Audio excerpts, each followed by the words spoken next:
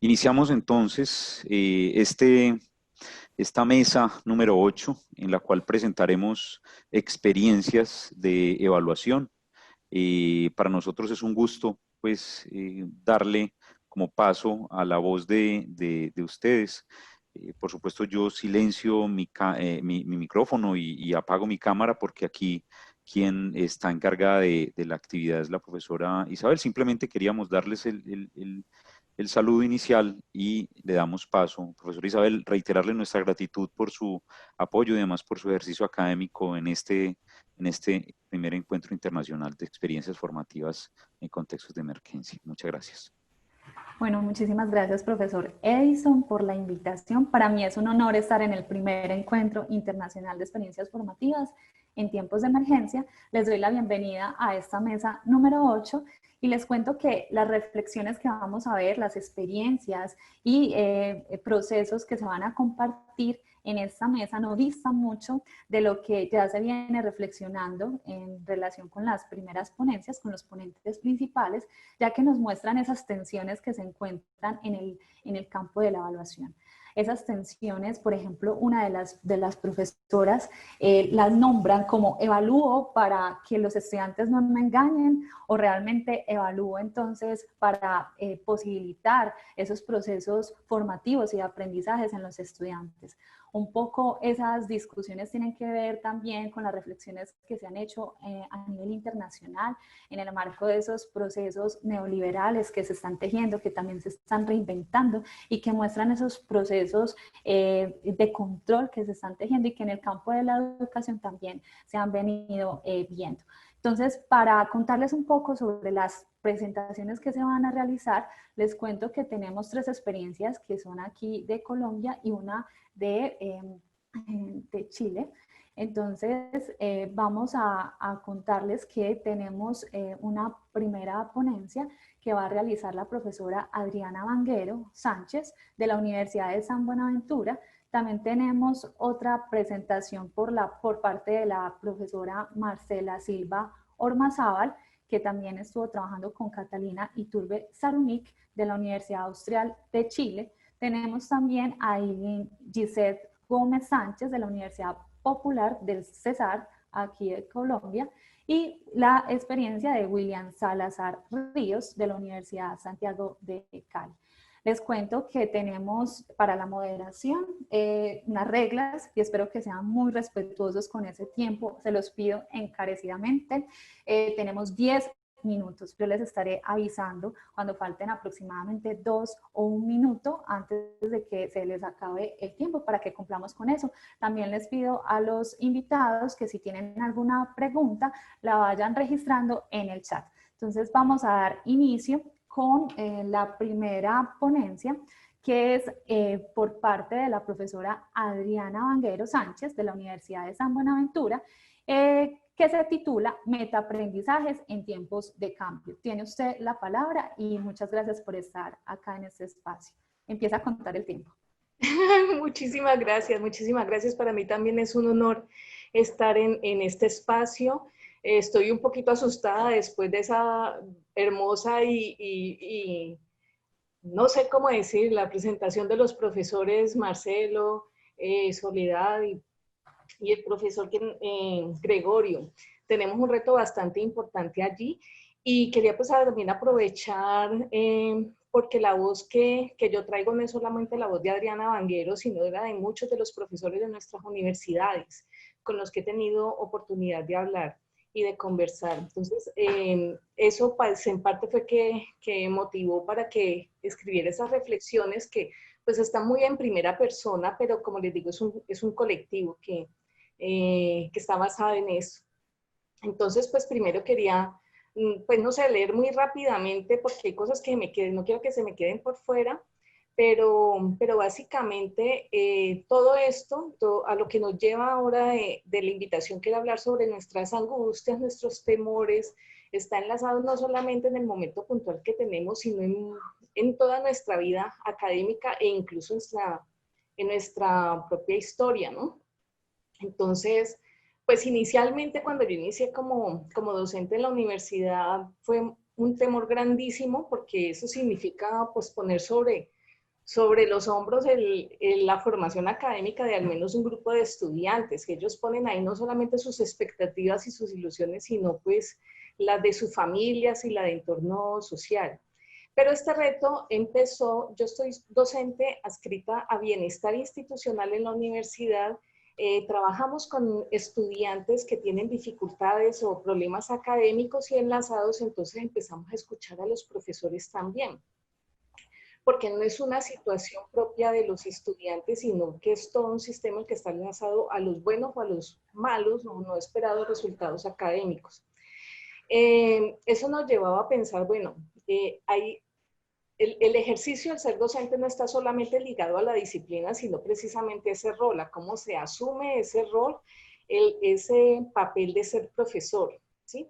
Entonces, pues desde la atención a estudiantes se me permitió observar y aprender cómo se configura un estudiante universitario, considerando no solo su contexto, su historia académica previa y sus expectativas, sino la relación que tiene con sus profesores. Y esta parte del vínculo es fundamental porque obviamente es uno de los puntos donde más ahora se ha complicado, conflictuado la mirada, ¿sí?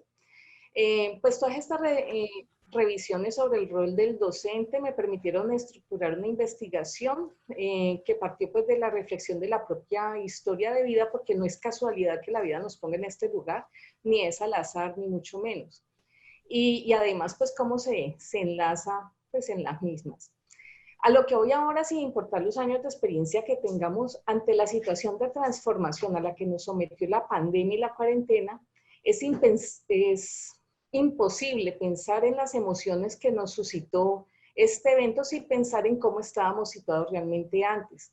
Desde qué lugar o posición nos enunciábamos como docentes, tal vez como garantes de un saber, un referente pues ético, personal, disciplinario, afectivo, pues para las futuras generaciones de profesionales, o simplemente como reproductores de lo que nos fue enseñado.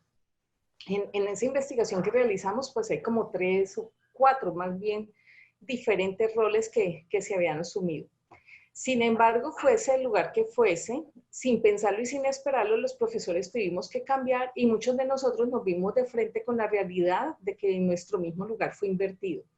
Pasamos muy rápidamente a ser nuevamente estudiantes para tratar de acceder a unos saberes y unas destrezas que antes podíamos identificar, más no asumir.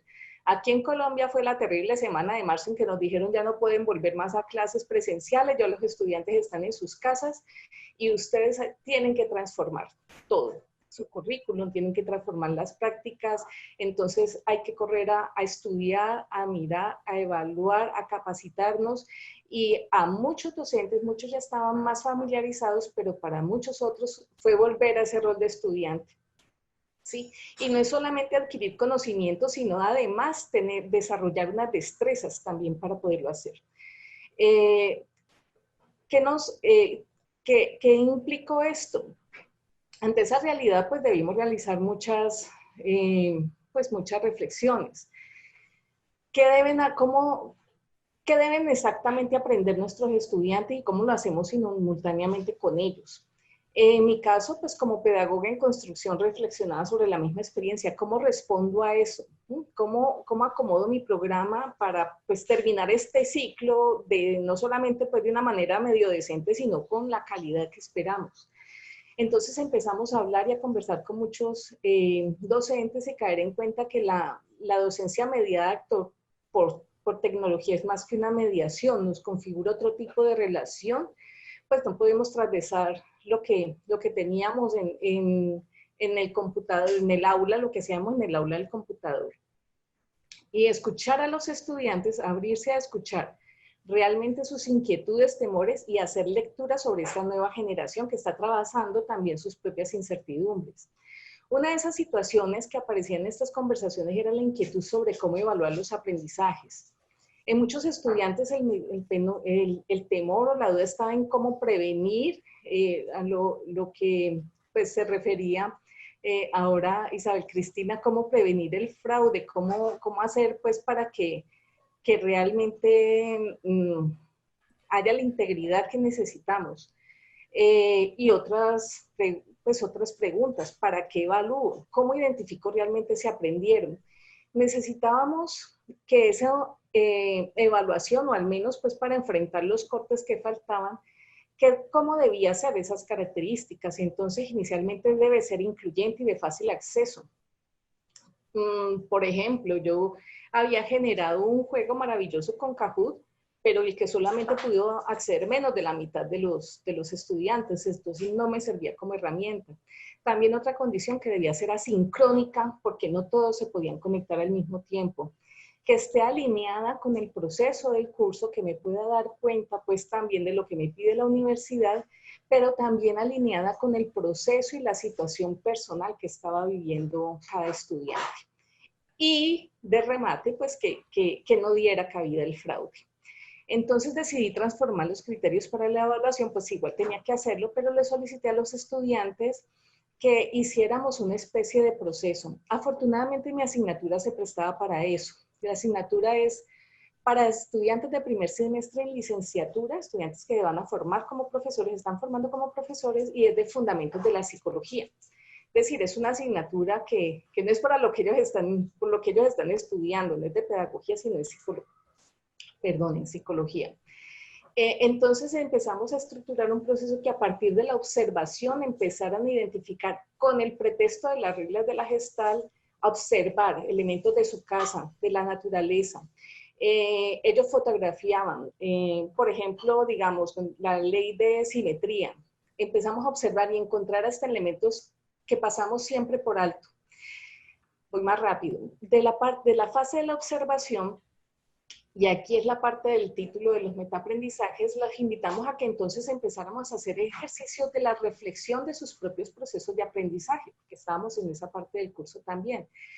Y de lo más difícil que notamos, y que es uno de los grandes bemoles del sistema educativo, que nuestros estudiantes están tan centrados en la nota y en el resultado correcto que hay que dar, pues que es el final, que les costó un trabajo impresionante poder describir cómo hacen para pensar, cómo hacen para resolver. Te queda un minuto. ¡Oh! Y finalmente, después de que pudimos descentrarlos y poder revisar más analíticamente ese proceso interno de cómo acceder al conocimiento y cómo lo ponen en relación con las cosas que pasan alrededor, el producto de la elaboración de un video en el que ellos dieran cuenta de su proceso en el curso y del tema que más les hubiera llegado, pero debían identificar por qué. En resumen, les comento pues que los resultados me sorprendieron, porque incluso una estudiante identificó que la raíz de su aversión a las matemáticas estaba enlazada a su relación con su madre, ¿sí? Y ella no está en psicoterapia, no era un curso psicoterapéutico. Pero cuando un estudiante dice, caigo en cuenta, ¿sí? Ya me di cuenta que eso es una ganancia fundamental. Otro identificó elementos de su historia previa, porque esa era parte del objetivo también, porque ellos se están formando como docentes, y de cómo los podía ir enlazando. Otro creó a partir de unas pautas que se dieron en una estructura para un proyecto comunitario. Entonces vimos que a veces, pues a veces no, en ese sentido la evaluación debe ser continuidad de un proceso pedagógico necesariamente, que es cuando se les devuelve a ellos el poder sobre sus capacidades de aprendizaje, ¿sí? No está tan centrado en el docente, ellos se liberan de unas tensiones impresionantes y pueden volar mucho más en las metas. Y están mucho más orgullosos de los resultados que obtuvieron en esa fase final del curso que incluso de los procesos iniciales. Bueno, ya dejo hasta aquí. Muchas gracias por la escucha, y nuevamente es un honor poder estar en este espacio. Muchas gracias, profe Adriana. Entonces, es muy interesante su propuesta, porque nos permite pensarnos esa evaluación, esas preguntas, para qué yo estoy realizando estos ejercicios, estos trabajos, y devolverle la pregunta también a los estudiantes para que hagan esos ejercicios metacognitivos que les permitan también ser conscientes de cómo están ellos aprendiendo. Muchísimas gracias. Vamos a darle continuidad entonces a las presentaciones, y sigue entonces la profesora Marcela Silva Ormozábal, De pronto, si tienes problemas de conectividad, me decían que podía seguir la profesora Catalina Iturbe, estaremos mirando. De la Universidad Austral de Chile, profesora, bienvenida. Le recuerdo que tiene 10 minutos y le estaré recordando, faltando 2 o 1 minuto cuando se vaya a acabar el tiempo. Muchas gracias. Ok, muchas gracias. Vamos a proyectar acá. ¿Se ve bien mi pantalla, Isabel? Sí. Ok, buenos días, ¿cierto? Esta mañana voy a presentar una experiencia denominada Formación Inicial Docente en Tiempos de Emergencia, una propuesta de evaluación utilizando recursos audiovisuales. Como ya mencionaba Isabel, este trabajo se realizó tanto por mi persona como por mi colega Catalina Iturbe, y pertenecemos, ¿cierto?, a la Universidad Austral de Chile, la sede de Puerto Montt. Como yo mencionaba, ¿cierto?, esta experiencia se desarrolla en el sur austral de Chile, en la ciudad de Puerto Montt, en la Universidad Austral, sede de la misma ciudad. Se desarrolla en el contexto de formación inicial docente, específicamente en la carrera de Pedagogía en Educación Básica, con las menciones de Matemática y Ciencias Naturales. Se desarrolla por 2 profesoras, como ya mencioné, y 8 estudiantes que eligen esta mención y que se encuentran en el 9º semestre de la carrera.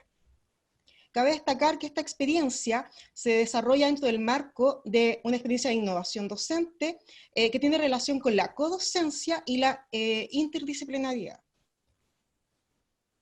¿Cómo nace esta experiencia? Bueno, nace desde el año 2019 y con continuidad este 2020 y se desencadena esta pandemia, ¿cierto?, mundial, que nos hace replantearnos cómo íbamos a continuar con esta experiencia de codocencia, ¿cierto?, y manteniendo los criterios que habíamos planificado durante el año 2019, que era principalmente, ¿cierto?, formar a los futuros profesores a través de la integración disciplinar de las ciencias, de las matemáticas y otras, evaluar esta integración disciplinar, y a su vez desarrollar competencias profesionales docentes y evaluar estas competencias. Entonces surge la interrogante de cómo pasamos esto a un sistema de educación a distancia, ¿ya? Luego de darle muchas vueltas, ¿cierto?, especialmente al cómo evaluar, llegamos a la conclusión de que esta debía ser un producto que aportara a la comunidad en esta situación de emergencia en la que estábamos viviendo, y que por su parte también pudiese desarrollar competencias docentes para que nuestros futuros profesores se pudiesen enfrentar a cualquier situación, ¿cierto?, de emergencia. Cabe destacar que nuestro país es un país, ¿cierto?, que continuamente vive emergencias de tipo natural, como son terremotos, tsunamis, ¿cierto?, grandes incendios. Entonces es importante que los profesores sepan enfrentarse a las distintas emergencias que se le pueden presentar en el contexto. Ahora, llegamos al punto de cómo evaluar, cómo crear este producto. Y concluimos que la mejor forma era crear cápsulas disciplinares e integradas que pudiesen llevarse a cabo a través del formato de videos, y que estas fueran, ¿cierto?, puestas a disposición de la comunidad educativa. Ahora, esta experiencia en su totalidad tiene 3 fases. Una primera fase, ¿cierto?, de desarrollo incipiente de la integración disciplinar y de la codocencia, una segunda fase, que es la que estamos desarrollando en este momento, y una tercera fase en la que vamos a poner a prueba el producto, ¿cierto?, que hemos desarrollado durante esta segunda fase. La fase que estamos desarrollando en este momento tenía ciertos momentos que íbamos a trabajar dentro de la codocencia y la integración.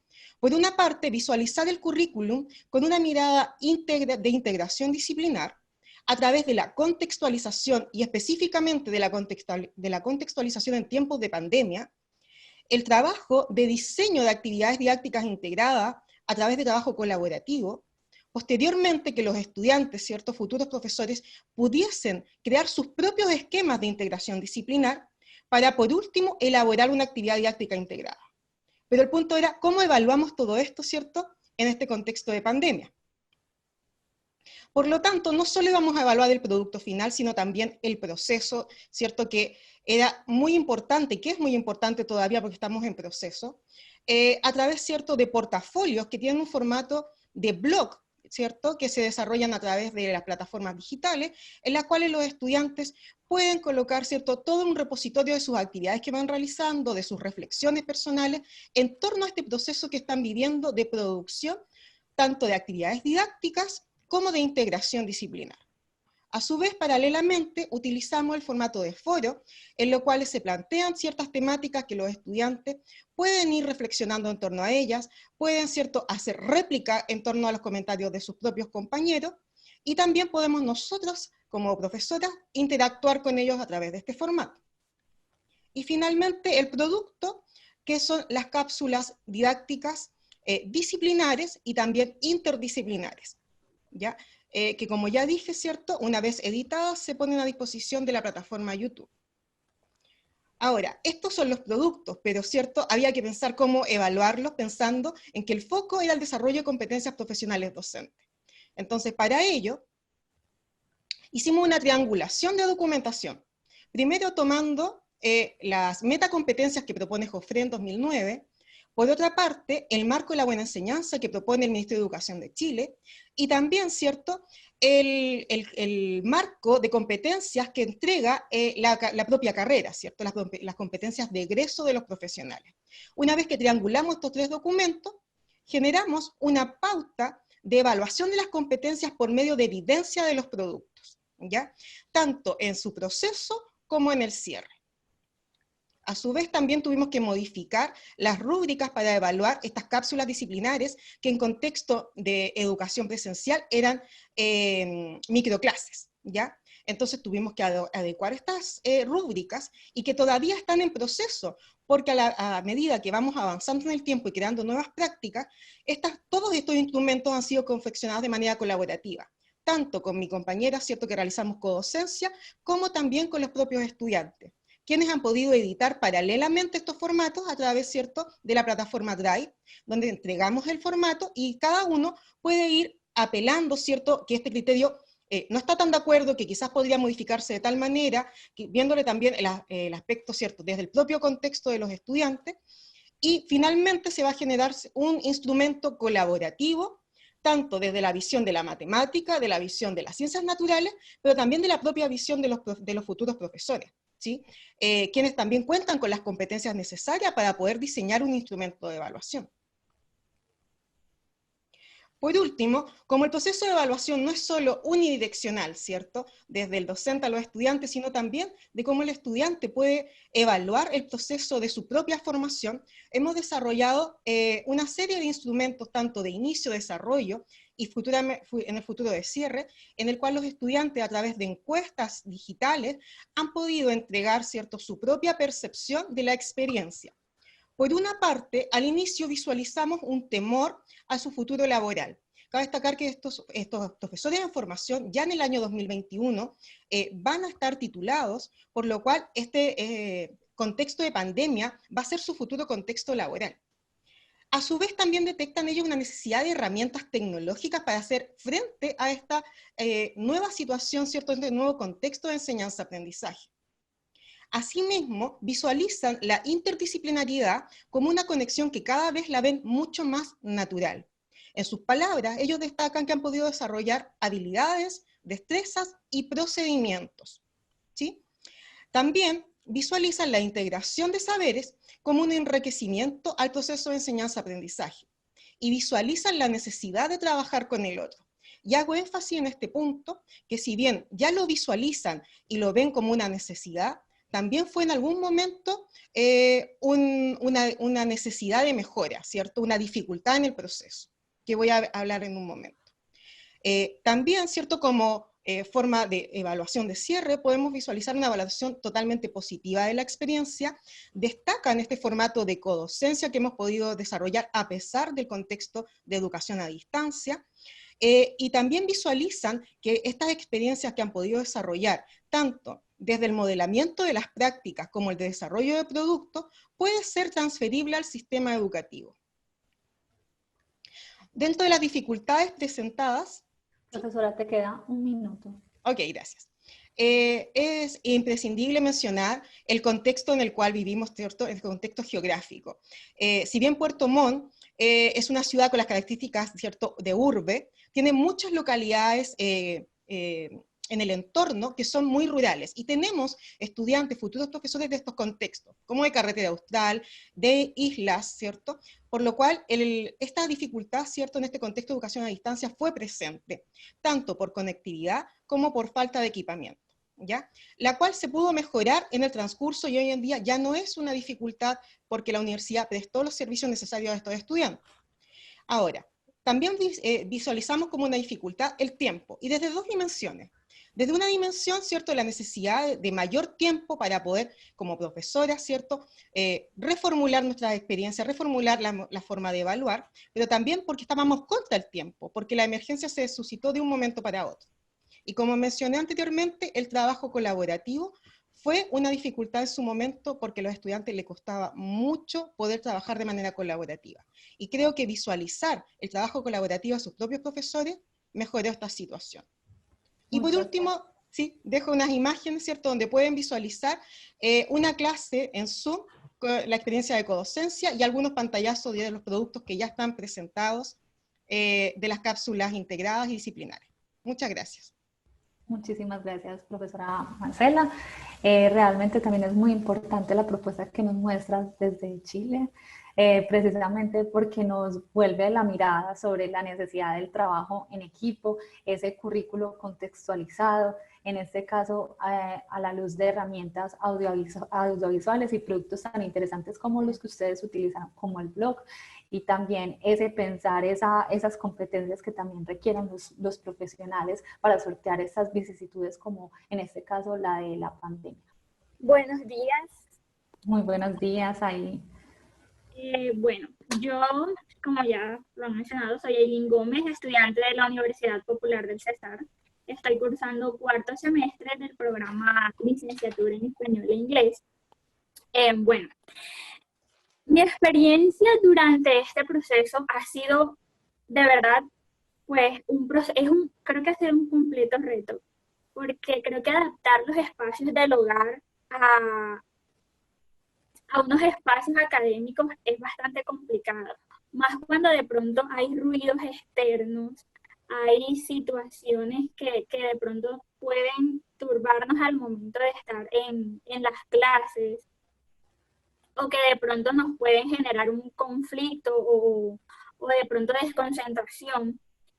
Pero creo que lo que más he analizado de pronto es que, bueno, muchos de nosotros hemos vivido este tiempo de diferentes maneras, porque si bien es cierto, no todos tenemos de pronto la posibilidad de una buena conexión a internet, o de pronto no tenemos el apoyo de nuestros padres, apoyo monetario me refiero, porque hablando con muchos de mis compañeros, y sé que muchos estudiantes, no solo aquí en Colombia, sino en los diferentes países, están preocupados por un semestre nuevo que viene y pues no tienen de pronto la posibilidad de costearlo.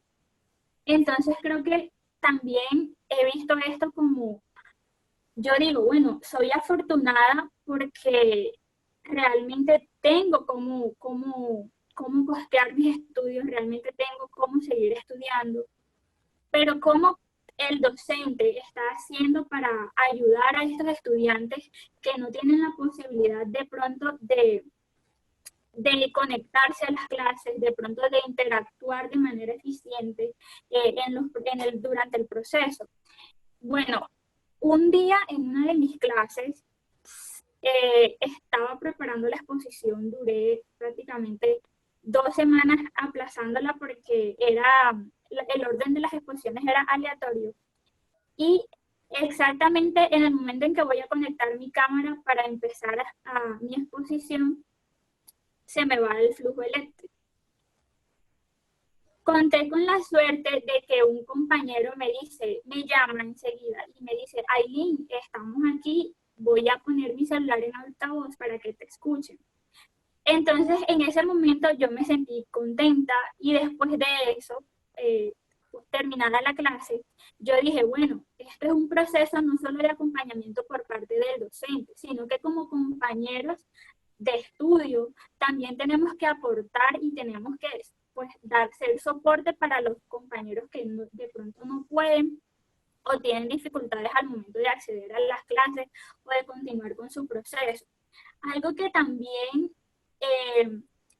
quiero hacer muchas referencias es que esto ha sido un tiempo que nos ha servido a muchos de nosotros como estudiantes, pues, de analizar realmente qué estrategias nos sirven para aprender. Cómo podemos facilitar que de pronto o reconocer qué cosas en internet de verdad nos sirven, pero claramente esto siempre va a ser con ayuda del docente. En mi caso, a pesar de leer muchos artículos sobre algún tema, fue siempre complicado de pronto porque tenía ciertas dudas o ciertas inquietudes que en cuanto a los artículos, pues, o apoyándome en ellos no podía resolver. Entonces, una de mis grandes, de pronto, inquietudes y de mis grandes, digamos, es como una preocupación a futuro en el momento en que yo diga, bueno, esté trabajando y es algo que toda esta situación me ha permitido ver desde diferentes enfoques, porque no solo me planteo como el estudiante que está aquí esperando que su docente encienda la cámara para dar una clase, sino que también me pongo en la posición pues de una docente a futuro. ¿Cómo voy a hacer yo para que mis estudiantes realmente aprendan si es que se presenta de nuevo una situación de esta? Y me hacía la pregunta también, ¿por qué como docentes esperamos a que pasara esto para darnos cuenta que no estamos aplicando correctamente las tecnologías? ¿Por qué no estamos usando los recursos que tenemos? Porque realmente son excelentes formas de facilitar un aprendizaje. Entonces, en mi caso, creo que de pronto el mayor reto ha sido abarcar tantas cosas porque he tenido que buscar diferentes formas, diferentes métodos, y creo que si uno identifica su estilo de aprendizaje, esto lo hace mucho más fácil. Además, como docentes tenemos la responsabilidad no solo pues, de enseñar, de aprender nosotros, de formarnos teóricamente, sino de saber enseñar lo que aprendemos.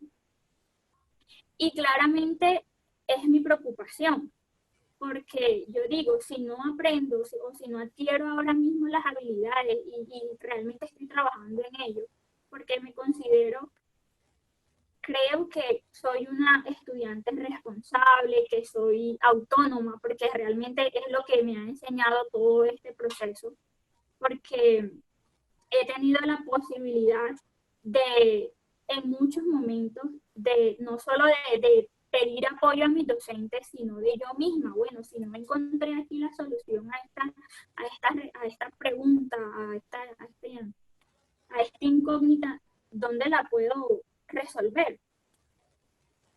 Y he creado también, me he dado cuenta que tengo de pronto la facultad pues, de crear y de saber enseñar, porque no tenemos pues que esperar a estar en el aula de clases para ir reconociendo de pronto las facultades y las debilidades y las destrezas que tenemos como maestros, sino que durante este proceso también nos sirve para ir reforzándolo. Schulman nos dice que como docentes tenemos que tener un conocimiento pedagógico del contenido. Entonces, claramente esto no lo vamos a reforzar nosotros ahora, por lo menos en mi caso, que todavía estoy en formación. No lo voy a reforzar totalmente ahora, sino cuando ya esté en práctica, pero hay maneras de pronto de saber cómo llegar a los estudiantes. Uno se reconoce y creo que esta experiencia nos sirve mucho para autorreconocernos, para autorreflexionar pues indagar en nosotros si esto es realmente lo que queremos, porque realmente esto es, pues en las redes sociales he visto mucho durante este tiempo que hay padres quejándose de que no, los docentes ni siquiera saben encender un computador o ni siquiera saben cómo se enciende un videobeat. Ellos no están enseñando nada. Pero el problema es que ellos realmente no reconocen de pronto el esfuerzo que el docente está haciendo detrás de la pantalla. Entonces, mi padre es docente y él me dice, a veces ustedes como estudiantes parece que hablan como si uno les estuviese haciendo a ustedes un mal, porque ustedes se quejan de que el docente sí le exige, de que el docente sí hace esto, de que el docente no hace aquello, pero ustedes están pagando, entonces ustedes ¿por qué no aprovechan eso? ¿Por qué no aprovechan al docente que realmente les dice hagan las cosas así, sino que prefieren todo de manera fácil? Y pues eso Aileen, también, te queda un minuto. listo. Entonces eso también me ha puesto en este momento a mí a pensar en qué es lo que quiero, qué impacto quiero causar en mis estudiantes, porque a veces estas palabras y estas expresiones de los estudiantes es porque uno como docente no encuentra la manera o de pronto uno como docente no sabe influenciar en ellos. Creo que mi reto y el reto de muchos, y invito también a todos los que están durante el proceso, pues en proceso de formación, los invito a que encuentren de pronto en ustedes la manera en que se sientan cómodos para educar, pero que sin embargo esta educación que ustedes o esta práctica que ustedes vayan a llevar a cabo sea realmente lleve a los estudiantes a querer ser amantes del conocimiento, a querer ser amantes del proceso que ellos vayan a tener. Perfecto. Muchísimas gracias, Aileen, por compartirnos tus percepciones sobre este proceso formativo, que también lo haces un poco a modo de narrativas muy transversalizadas por tu experiencia desde Valledupar. Muy interesante conocerlo. Señalas aspectos muy interesantes, son unas reflexiones que también te llevan a pensarte a ti como futura maestra. Recordemos que la presentación, lo que nos está compartiendo Aileen, se llama Experiencia Formativa en Tiempos de Emergencia, y ella nos hace muchas invitaciones, por decirlo de alguna manera. Y entre ellas es hacer esos docentes que no le volvamos esta situación más insoportable todavía a los estudiantes, y eso lo decías también en el escrito previo para la participación en este evento, y eso me parece un asunto muy interesante a resaltar, y también mostrando como esas tensiones, esas angustias que se presentan con tantos trabajos también que se le plantean a los estudiantes, los problemas que en tu caso se dieron en cuanto a la conectividad, pese a que tenías que presentar unas exposiciones. Entonces, todas esas contingencias que se van presentando, pero que te llevan también a pensarte en ese rol de maestro. Muchísimas gracias, Aileen. Gracias. Vamos a continuar con nuestra última presentación del profesor William Salazar Ríos, de la Universidad Santiago de Cali, también aquí de Colombia. Su presentación se llama Evolución de una clase de DL en tiempo de confinamiento. Bienvenido, profesor. Muchas gracias por participar de este espacio. Tiene usted la palabra. Muchas gracias, Isabel. Muchas gracias a todos los asistentes y quienes comparten con nosotros este diálogo académico de experiencias. Voy a pasar a compartir entonces la pantalla, la presentación. ¿Me confirman si pueden observarla? Perfecto. Listo. Bueno, como les mencionaba, primero que todo, gracias a la Universidad de Antioquia, la Universidad del Valle, la Universidad de San Buenaventura, Medellín, por esta iniciativa que nos permite entrar en ese diálogo, en ese compartir de experiencias, que creo que es lo que nutre los procesos de formación y de educación que en este momento tenemos. Vengo de la Universidad de Santiago de Cali, allí yo soy docente tiempo completo. la Universidad Santiago de Cali es una institución privada de educación superior con más de 62 años de trayectoria en procesos académicos. Digamos que tiene todos los niveles de formación, lo que tiene que ver con pregrado, posgrado, técnicos y tecnológicos. Y la experiencia que voy a compartirles es como lo que hemos estado dialogando en esta mañana sobre un proceso evaluativo. ¿Cuál es el origen de esta experiencia como tal? Y también tratando de poner en contexto un poco esta experiencia. Digamos que el curso de didáctica del español como lengua extranjera fue una materia que se diseñó en el 2014. Hice el planteamiento del curso, lo presenté ante el Consejo de Facultad y se añadió dentro de las selectivas del programa de licenciatura en lenguas extranjeras, con la idea de que los estudiantes, además de su formación como profesores de inglés y de inglés y de francés, tuvieran también un acercamiento, unas bases con respecto a lo que es la enseñanza del español como lengua extranjera. Entonces surge toda esta situación que ya bien conocemos de la pandemia, el confinamiento y demás, y con base en lo que voy a mencionar ahora sobre la estructura del curso, surge la necesidad también de replantear un poco el proceso de evaluación que se tiene frente al curso. El curso está diseñado en 3 momentos, que está planteado en los 3 cortes que dura el semestre. Hay un primer momento que es la fundamentación, donde los estudiantes reciben toda una parte de los conceptos iniciales en torno a lo que es el mundo de L, el contexto sociopolítico del español, la actualización con respecto a lo que es el Instituto Cervantes, las diferentes fuentes de información, los conceptos en torno a la didáctica de los diferentes componentes de la lengua en la clase de español como lengua extranjera y demás. De allí pasamos a un segundo momento, que es ya la planeación, donde se elabora en conjunto lo que es la unidad didáctica, donde ellos deben poner en práctica todo lo visto anteriormente. ¿Qué es lo que sucede? A partir de este segundo momento, del segundo corte, empezamos 2 procesos importantes que son la coevaluación y también lo que es el trabajo cooperativo, ya que ellos tienen que formar pequeños grupos en parejas o en tríos para hacer este proceso como tal, y la coevaluación es porque ellos van presentando sus avances, el resultado de su unidad, y entre todos hacen sus aportes y sus valoraciones. Entonces cada grupo tiene otro grupo par, que entra como un par evaluador. De todas formas también los compañeros hacen sus apreciaciones, está la valoración por parte del docente y está también su autoevaluación con respecto al proceso respectivo.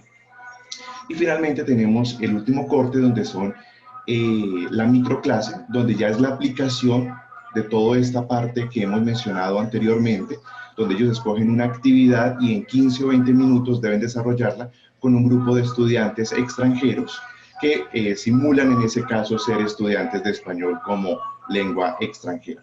Y transversal a todo este proceso, usualmente hemos tenido lo que es la reflexión crítica, que es que ellos desarrollan un escrito en el cual dan cuenta de todo su proceso, tratando de fortalecer lo que es el metaaprendizaje como tal en ellos. Digamos que en marzo, que es cuando surge todo esto de la pandemia y las medidas de confinamiento con el COVID, nos da justo con el inicio de la planeación. Entonces es pasar a una modalidad de clases sincrónicas, donde tratamos, dentro de lo posible, era la iniciativa institucional de la universidad, dar lo más parecido posible a lo que eran los cursos, de tal forma de no generar mucho traumatismo y poder responder con los procesos de formación de nuestros estudiantes. Y a su vez surge el interrogante, bueno, ya esta microclase presencial ya no se puede desarrollar, ya hay que replantear acorde y ser coherentes con estas nuevas dinámicas y lo que los estudiantes estaban recibiendo en este momento o desarrollando. Es así como entonces les planteo a los estudiantes, en medio de todo este quehacer y buscar alternativas, 2 opciones. Una, el generar una microclase virtual sincrónica por parte de ellos, donde íbamos a invitar de todas formas a los estudiantes extranjeros que estaban en la universidad que se conecten desde su casa. Y 2, la elaboración de material didáctico digital. O sea, teníamos un reto grande que pasábamos de utilizar material didáctico a ser creadores o que ellos crearan material didáctico para el proceso de enseñanza o de didáctica del español como lengua extranjera. Y la reflexión crítica evidentemente continuaba. Eso evidentemente trae una serie de dificultades que las agrupé en dos componentes, primero lo emocional y lo cultural, y lo pedagógico y lo logístico. Dentro de lo emocional y lo cultural, digamos que hubo bastante incertidumbre y ansiedad, digamos que por ambas partes, porque era el cuestionamiento, ¿esto hasta cuándo va a durar? ¿Vamos a seguir así todo el semestre? Los estudiantes que de pronto o no estaban familiarizados o no les gusta la modalidad de educación sincrónica virtual. Y también cuando ya se da la noticia de que todo el semestre continúa de la misma forma, es la frustración, digamos, porque los estudiantes tenían la ilusión de hacer su microclase con los estudiantes, que era como el reto principal. Sin embargo, eso se da un giro y que es lo que quiero compartir con ustedes. Y desde el punto de vista pedagógico y logístico, bueno, la principal dificultad era el desconocimiento de aquellas herramientas TIC para la elaboración de material didáctico. Es decir, era el saber que teníamos algunas plataformas que podíamos utilizar, pero cómo hacer material didáctico. Eso fue algo que surgió en medio del desarrollo de la clase y cuando se dieron las diferentes opciones. Aparte de eso, cómo ejecutar una microclase por parte de los estudiantes, porque una cosa es nosotros como docentes, pero otra cosa ya eran los mismos estudiantes. Entonces era a partir del ejemplo, el modelo, las indicaciones que se dieran. Y una última dificultad era qué criterios de evaluación ahora se iban a implementar, ya que tradicionalmente utilizamos unas rúbricas coherentes y pertinentes con lo que se suele implementar, pero en este caso era replantear y rediseñar unas rúbricas, en este caso, además de los procesos de retroalimentación y socialización, unas rúbricas que fueran ya coherentes con cómo debo yo evaluar o valorar un material didáctico, cómo yo debo evaluar o valorar ya una clase sincrónica mediada, pues, evidentemente por la virtualidad. Entonces, digamos que fueron retos interesantes, fue un trabajo en conjunto con los mismos estudiantes, un apoyo entre todos ellos, lo cual se pudo ver evidenciado en lo que mencionaba, que es la reflexión crítica que ellos debían presentar, donde ellos, como les decía, deberían dar cuenta de su proceso de aprendizaje. En ella ellos planteaban o daban cuenta desde el inicio cuáles eran las expectativas con el curso, esto cómo fue mutando o reforzándose, cuáles fueron sus desafíos, las dificultades, qué aprendizajes creen ellos que tuvieron, cuál fue la relación de ellos con el grupo, la metodología y la didáctica, y lo mismo que el rol docente, pasaban a ser evaluados también por ellos en su escrito como tal, y también cómo fue su participación en los procesos de coevaluación. Todo desde criterios, evidentemente, del respeto, de la objetividad y teniendo en cuenta toda la fundamentación que ellos habían tenido. Allí tengo, por ejemplo, un pantallazo de una de las reflexiones de uno de los estudiantes y consideramos que dentro de los dos aprendizajes principales que se tuvieron allí, fue un acercamiento, como lo menciono, a los procesos didácticos con mediación a través de las TIC. Creo que fue lo más significativo y esto, digamos que quiero resaltarlo porque les decía a estos chicos, ellos usualmente son de quinto y sexto semestre. Chicos, estamos ante una realidad que ya es lo que tenemos de ahora en adelante. Ya esto de la virtualidad, de los procesos a través de mediación de las TIC y elaboración de material, eso ya no es el futuro, eso es el presente, y ustedes que están próximos a ser docentes, esto es lo que ustedes se van a encontrar dentro de 2, 3 años que se gradúen, y es bueno que ustedes ya estén familiarizados con este proceso. Además que pues con esto del confinamiento esperamos que salgamos, pero no sabemos realmente hasta cuándo tendremos estas dinámicas o cómo las dinámicas cambian a partir de ahora. Y otro de los puntos importantes fue el fortalecimiento del trabajo en equipo, ya que cuando surgió esta de las opciones, algunos estudiantes, yo sé editar videos, yo sé esto. Entonces fue un trabajo cooperativo entre los estudiantes, entre ellos mismos, que les permitió generar unos buenos resultados. Acá tengo algunas evidencias fotográficas. La primera tiene que ver con las clases sincrónicas, la presentación de sus unidades didácticas, socialización, las rúbricas, que era fundamental entre todos, entre los pares, entre los compañeros, docentes, las clases con los extranjeros, las microclases y algunos ejemplos y algunos enlaces del material didáctico elaborado por los estudiantes. Entonces, esa es mi experiencia. Muchísimas gracias. Muchísimas gracias, profesor William. Realmente es muy significativo para nosotros poder escuchar de ese tipo de experiencias. Me parece importante resaltar los 3 momentos que planteas de lo de la fundamentación, la planeación, el tiempo de la ejecución, cómo se piensa ese asunto de las microclases, pero también de ese material didáctico y al final esa reflexión crítica que tampoco debe faltar.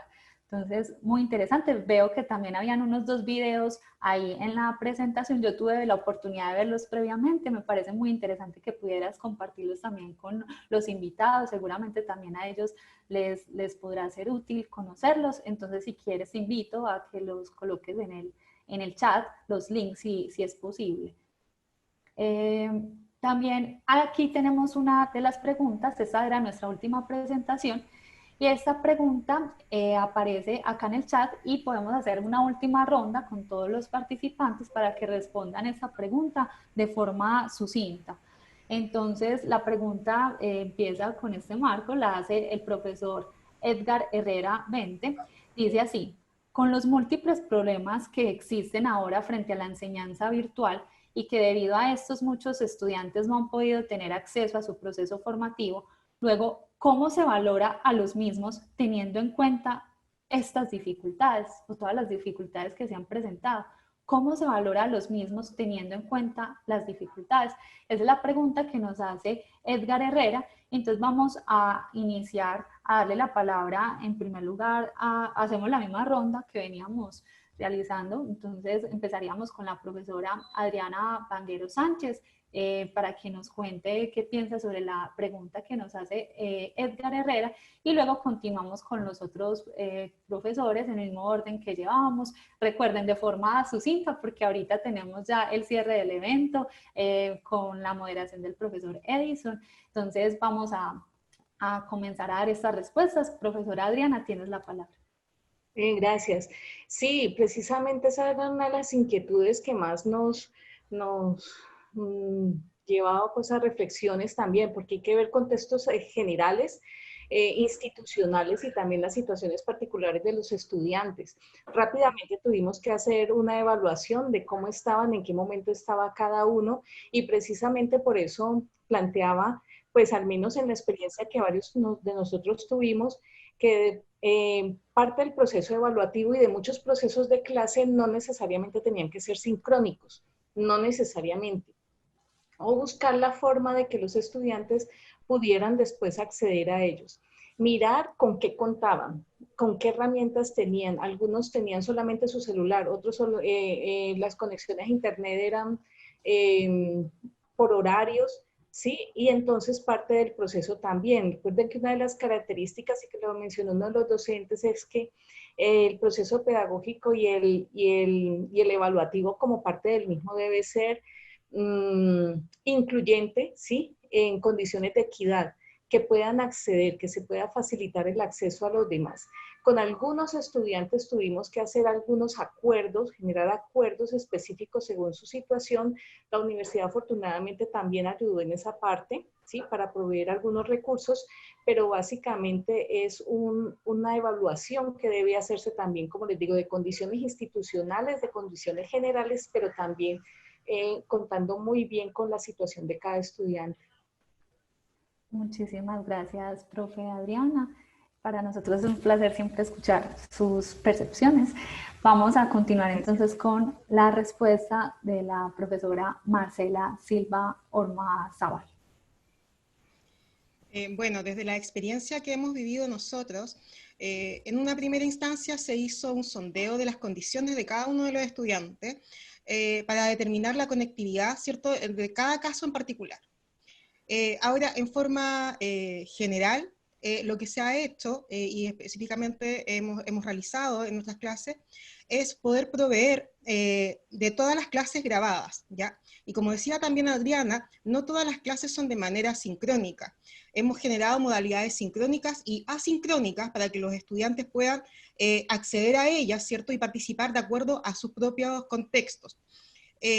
Además de las clases, ¿cierto?, grabadas, también se ha hecho, se han transformado, ¿cierto?, los videos a audio para aquellas personas que solo cuentan con WhatsApp. Entonces pueden tener el acceso del audio de la clase más el PDF. Entonces todas las clases están con un respaldo de PPT, transformado PDF, ¿cierto?, para que pueda ser difundido de manera más fácil por todos los estudiantes. También se han generado instancias de trabajo colaborativo con los estudiantes en plataformas no solo de Zoom, sino que también a través de plataformas de redes sociales, como lo es las salas de WhatsApp o de Messenger, con las cuales ellos me envían el link y yo puedo acceder y monitorear el trabajo también. Porque muchos tienen acceso a redes sociales ilimitadas, pero no así a datos para acceder a reuniones por Zoom, por ejemplo. Entonces, hemos ido mediando, ¿cierto?, las actividades de acuerdo a las necesidades de cada uno.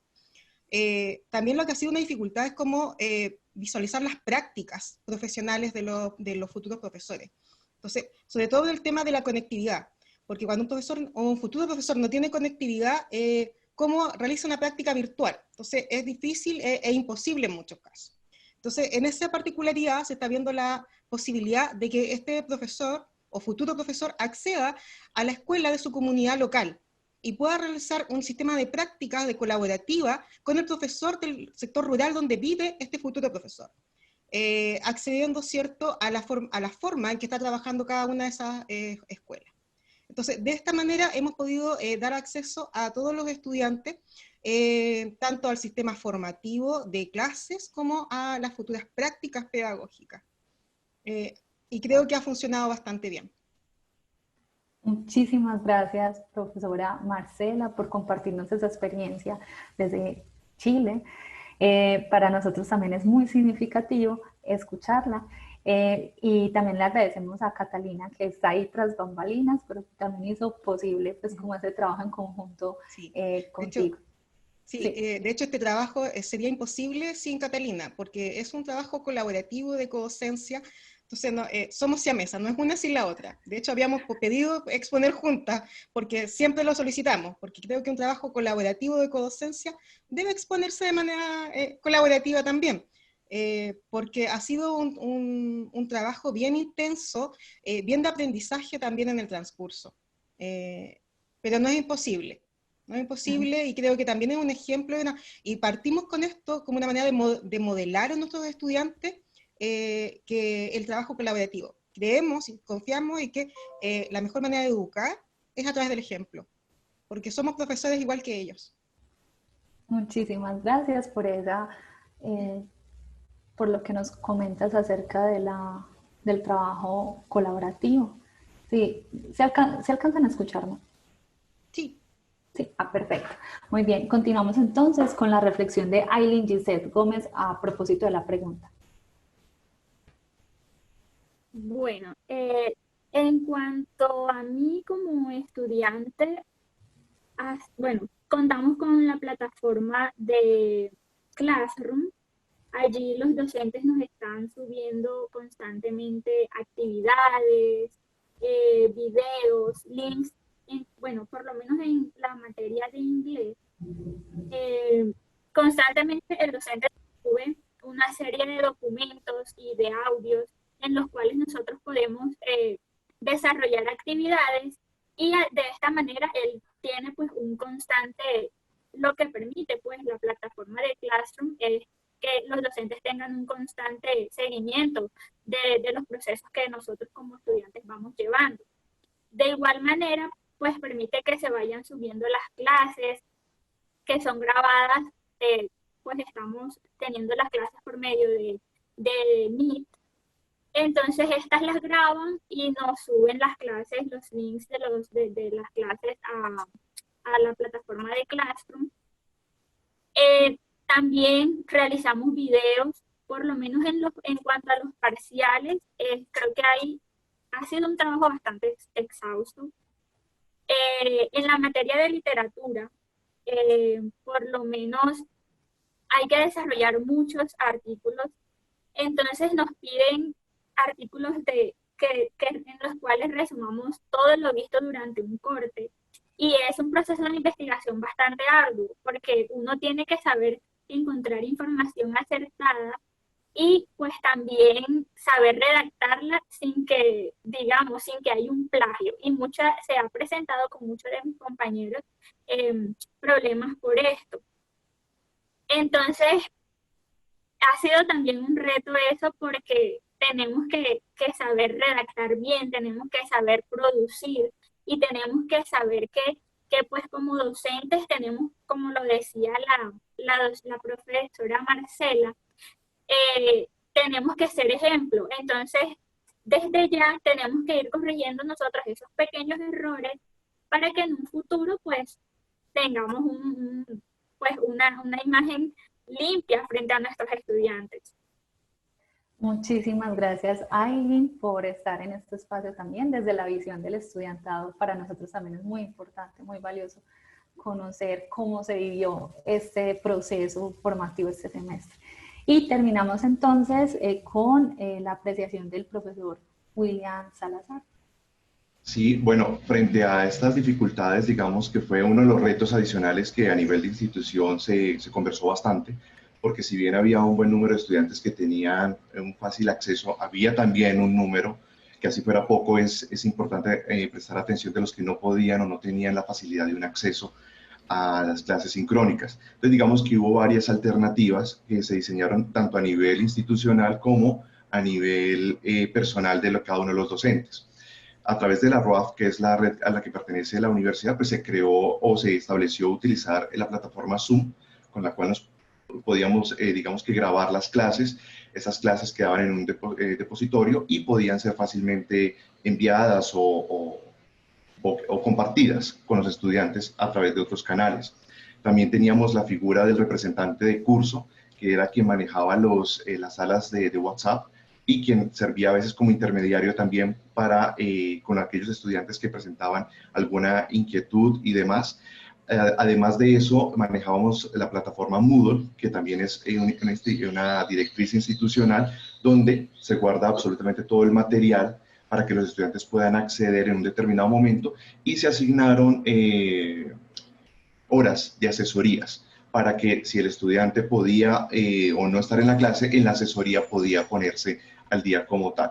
Y en algunos casos también se recogieron, digamos que el material en físico para hacerlo llegar a regiones donde los estudiantes no tenían acceso a Internet. Tenemos algunos estudiantes del Cauca, por ejemplo, citar un ejemplo, donde el acceso a ciertas comunidades no es fácil de la conexión y se hacía llegar el material ya en físico como tal. Lo importante era no abandonar al estudiante, sino que de alguna forma pudiera estar al tanto del desarrollo de las clases y de los procesos que se desarrollaban. Muchísimas gracias, profesor William. Entonces, con esto damos terminada esta ronda de preguntas. Creo que la pregunta que se plantea Edgar Herrera es bien importante, además porque siguen retos en materia de evaluación, siempre van a existir. Sobre todo él dice, luego cómo se valorará a los mismos, a los estudiantes, teniendo en cuenta las dificultades. Cierro diciendo que en el caso de Colombia, por ejemplo, ya salió el borrador del protocolo de bioseguridad en los colegios públicos y cobertura en Medellín para volver a la presencialidad, y ese borrador pues ha suscitado pues muchas tensiones, porque esto de volver a la presencialidad, ellos lo llaman como un pico y grado y pico y género en regreso a clases. Los estudiantes irían 5 veces cada 4 semanas, entonces los hombres por 2 semanas, luego las mujeres otras 2 semanas. Se han ideado una serie de estrategias, pero suscita otra vez la pregunta por, bueno, ¿cómo va a ser esa evaluación? Y más teniendo en cuenta que hay municipios, por ejemplo, en el departamento de Antioquia, donde no se cuenta con las condiciones, por ejemplo, en el caso de los niños, para poder tener acceso, por ejemplo, al Internet. Muchos no, de 22 niños, solamente 2 tenían computadores en el caso de un colegio de Amagá, por ejemplo. Entonces, hay una discontinuidad, o sea, los procesos formativos, casi que cada niño se convirtió en un mundo distinto. Entonces se plantean muchos retos en materia de evaluación, y además que hay muchas tensiones porque hay quienes no quisieran ese regreso a la presencialidad, sobre todo pues hablando de algunos maestros y familias que apelan por la protección de la vida en estos momentos. Entonces, bueno, ahí se vienen unas discusiones interesantes en materia también política, y vamos entonces a dar paso al profesor Edison. Antes de eso, agradecerles a la profesora Adriana, a la profesora Marcela, también a Catalina, a la profesora Catalina, a Aileen, que es una maestra en formación, y al profesor William. Muchísimas gracias, de verdad que sí, para nosotros es muy importante haberlos tenido en este espacio, y bueno, esperamos que sigan teniendo esas experiencias tan maravillosas con sus estudiantes o en los lugares en los que ustedes se encuentran. Bueno, profesoras, profesor, nuestra profunda gratitud, posible desarrollar procesos de evaluación, como lo escuchábamos esta mañana en el conversatorio principal. Creo, profe Isabel, que estamos de acuerdo en que hay una postura en que, si bien no es un ejercicio de normalidad, hay una apuesta por seguir acompañando a nuestros estudiantes y dándole continuidad a ese ejercicio, llamémoslo humano, del quehacer de la formación. Hay un asunto que yo veía en las experiencias que ustedes nos acaban de exponer, y es que precisamente no hay una preocupación por el cumplimiento de indicadores, y desde esa, llamémoslo, esa evaluación netamente sumativa que desplaza el interés por el sujeto. ¿Qué opina usted, profesora Isabel? También estoy completamente de acuerdo, además porque ya se empieza a pensar cómo los maestros podemos hacer resistencia frente a esa burocracia o ese modelo neoliberal que, como les decía al inicio, también se ha estado reinventando paradójicamente, el capitalismo, el neoliberalismo. Todo se empieza, esa palabra está de moda en este momento, del reinventar, pero paradójicamente, como dice Laval y Dardot, nosotros también empezamos a ser sujetos a veces neoliberales. Nosotros a veces también nos autocontrolamos. Hace poco salieron unos libros muy interesantes, La sopa de Wuhan, a nivel internacional fue de renombre. También acá en Latinoamérica estuvo la fiebre. Libros que desde la filosofía nos han mostrado también cómo se ha mutado ese neoliberalismo, y cómo nosotros también nos convertimos en sujetos que se autovigilan. Y uno podría pensar también que en el campo de la educación a veces tendemos a hacer así, demostrar los pantallazos que sí estamos con los estudiantes, de llenarlas de nosotros mismos, autorregular mirarnos en términos de productividad, de eficiencia, eficacia, conceptos que hemos trasladado de otros escenarios quizá económicos y los hemos puesto en el ámbito de educación, y habría que preguntarse qué tan reflexivos y qué rupturas nosotros estamos haciendo frente a esos conceptos y esos procesos. En efecto, muchas gracias, profe Isabel. Colegas en Chile, aquí en Cali, profesor William, y todos y cada uno que nos acompañaron en estos 3 días, para nosotros ha sido un gusto. Cerramos entonces la última mesa y vamos a dar un breve espacio mientras acabamos de organizar los permisos para el profesor Andrés Claus, el profesor Humberto Quiseno, con quienes vamos a tener ya un breve diálogo de cierre y de síntesis. Muchas gracias, profes, y hacemos una breve pausa, 3-4 minutos. Muchas gracias. A ustedes.